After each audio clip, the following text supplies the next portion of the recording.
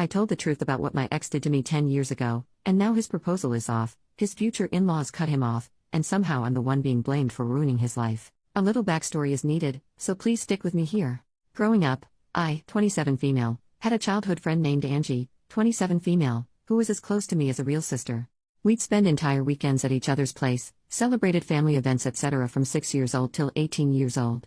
I even lived at her place in 2nd grade while my parents went to a nasty divorce. I learned to speak some Russian, as she is Russian, and she learned to speak some Spanish. Needless to say, her older brother and little sister were like a family to me. During our teenage years she had her 2 male best friends, one whom she started dating and another one, Nico, now 29, who was Russian as well, whom I started dating at 17. Growing up I had issues with a heart condition. I won't bore you with the details, but I had to take a lot of meds, but got healthier starting from 16. I didn't have to take them daily but only when my heart rate became irregular, but then immediately, as it would become extremely painful, my heart would cramp and I would start to hyperventilate. All my friends knew this, Nico included, and that I would black out if my meds got taken with alcohol. I didn't smoke much or drink much growing up as a result, since I was worried about my health and only did drink at home or in a safe setting. Legal drinking age is 16 here, and I only drank wine or beer if at all. I had my first time with Nico at 17, and when my parents stayed at a retreat 2 weeks later, he came over to have a date night. I did drink 1 glass of wine, but started having health issues later, resulting in me taking my meds and being unconscious. I was a bit sore the next morning but didn't think much about it. 2 weeks later, I'm informing Nico that I'm late on my period and he starts to panic, then he just blurts out, confessing he made love with me while I was unconscious that one night. We made love before, so he didn't think much about it. Apparently he didn't have a rubber, but since I was on the pill, he figured it was alright, and he also didn't finish in me, but in a tissue.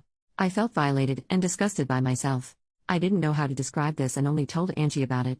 I was another mess for a few years, and wasn't able to make love again until 2 years later. I didn't remember any of it, but was too ashamed to go to my mom or anybody else. I didn't think of it as rope back then. I was too young to really understand what and how I was violated, and Angie told me it's alright, I should break up if I feel bad about it, but we were in a relationship and didn't make love before. I broke up with him the following day, and apparently he cried about his broken heart to her. As Nico and Angie were close and hanging out together a lot, they started dating a few months afterwards, and I had to see him every time when visiting her. I told her I'm not able to see him, but she didn't understand where I'm coming from. The contact stopped and we haven't texted or seen each other in years. I still followed her and her family and saw that her brother is expecting his first child. As I was extremely close with her family, I just commented on the Insta post expressing my gratitude when he reached out to me. I missed his wedding, but he wanted to ask if I would be interested in joining the baby shower, as it's been years and we've been extremely close before. He told me I was like a third little sister. I just asked if Nico will be attending as well, as Angie and him have been dating for 9 years now, and he said yes. I didn't elaborate much but just expressed that I'll send a small present if he can give me his current address but won't be attending. He kept on pestering me what exactly happened all those years ago and why I'm not in their lives anymore. Angie told her family I'm not able to see her with an ex of mine, but her brother thought there's more behind it. This is when I think I could be the jerk. I told him the truth about what happened back then. And while I didn't know it at 17, I know now that this was rope and I named it as such. I didn't receive any message back from him, but a few days later Angie reached out to me, furious. Nico had planned to propose during the baby shower, but Angie's brother is against it now, having learned why I stopped the contact.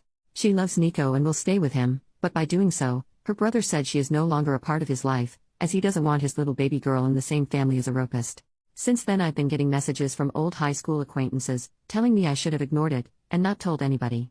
Since I didn't speak up back then, I lost the right to do so now, and am a horrible person for ruining somebody's life over some stuff he did 10 years ago when he himself was a child as well. Am I truly the wrong for speaking up? Update 10 days later. First of all, I am immensely thankful for all the people who took the time to not only read through my story, but also comment.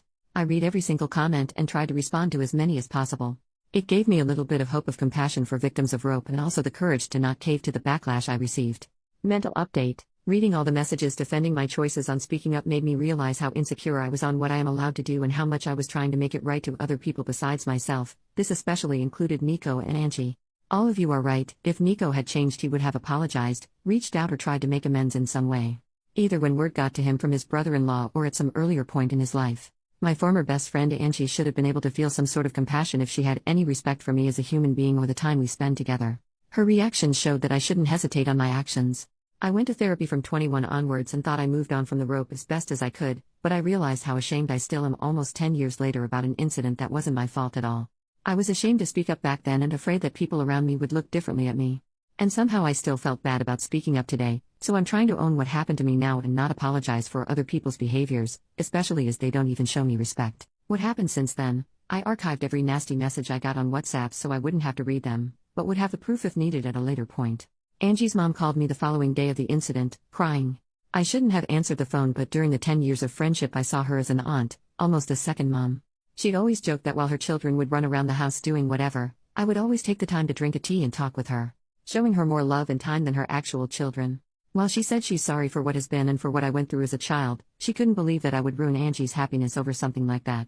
With Angie's brother refusing to have Nico as part of the family and Angie standing by Nico's side, it's divided their family and she is heartbroken. She has grown to love Nico like family as well and has known him for nothing more than a considerate young man who she knows will make her daughter happy. It wasn't nasty names or angry talk, just a heartbroken mother who faked to acknowledge my pain and saw the fault in me. Angie's mom tried to get me to apologize or to take it back, but I refused as I don't see the fault in me. With everything that has happened, I believe that Nico hasn't changed and is just hiding it better somehow. He can see how people are standing by him and supporting his behavior, so he won't have to change.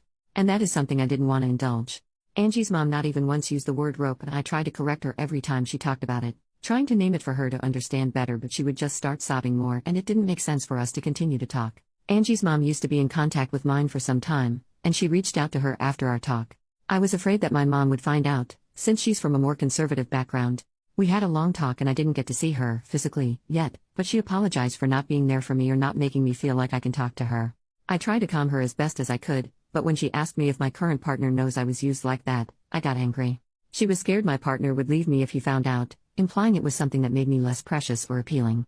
When she asked me to keep it a secret from our family abroad and in our country, I hung up. She was acting exactly the way I was afraid she would, as if it's something shameful. It was especially hard as I am trying my best to move away from the feeling of shame. She has since apologized, but it's clear that her view of me has changed. I don't yet know how to deal with it, but that's something to worry about in the next few weeks. As some of you suggested, I wrote Angie's brother, Sven, again and apologized for the mess, but I'm glad that it is out in the open and how proud I am that he's defending his family. I asked if his old email is still working as I would just send a gift card. He didn't respond, but I got a message from his wife 2 days ago. She thanked me for speaking up and informing them about Nico. There were apparently had a few moments that made her uncomfortable, some jokes Nico made, and in retrospective she can see why. Sven apparently informed her the moment he got my initial text, and both of them have since seen Angie but not Nico. She refuses to be in the same room or house as him, and same goes to their unborn daughter. Sven and Angie's mom has been at their place multiple times to beg to forgive Nico, and Sven caved a little. Angie and Nico will get married, Sven will attend but his wife will not. He is allowed in the family but not in contact with either Sven's wife or daughter. Those restrictions are not for Angie. Sven was suffering trying to ease his mother's worries and is not able to take a stand and cut them out completely. This is a compromise they made without his wife's approval, and she told me she's trying her best to cut them out of their life indefinitely. She wanted to move back, closer to her family as well, and thinks this is a perfect opportunity but isn't sure if she can follow through. His wife told me she's terribly sorry for all the issues that came my way and it has been a lot trying to handle the situation on their side. Sven knows it's not my fault but he doesn't want contact. It's hard for him to talk or see my name because even though he knows I'm not the guilty party, in some way I was the bearer or bad news and he sees me as the start of all this drama. She told me a few times that neither believe I'm the bad guy, they just are tired with everything and it's just been extremely hard on them. That's all that has happened so far. I am frustrated about how everything came to be. It feels like Nico will just continue with his life without having to be remorseful. I didn't want him to suffer, but I think some part of me wanted to at least receive some kind of apology for all the suffering I went through afterwards. I'm having to deal with my mother and her changed shameful view on me, and even though I'm happy it's all out, it's extremely hard to stand by my choices. My partner and my best friends both have been my shoulder to cry on during this ordeal. Especially my best friend was enraged for me, and I am extremely grateful to have both by my side. Right now I'm just emotionally drained, but I'm sure it will be better once a few weeks passes.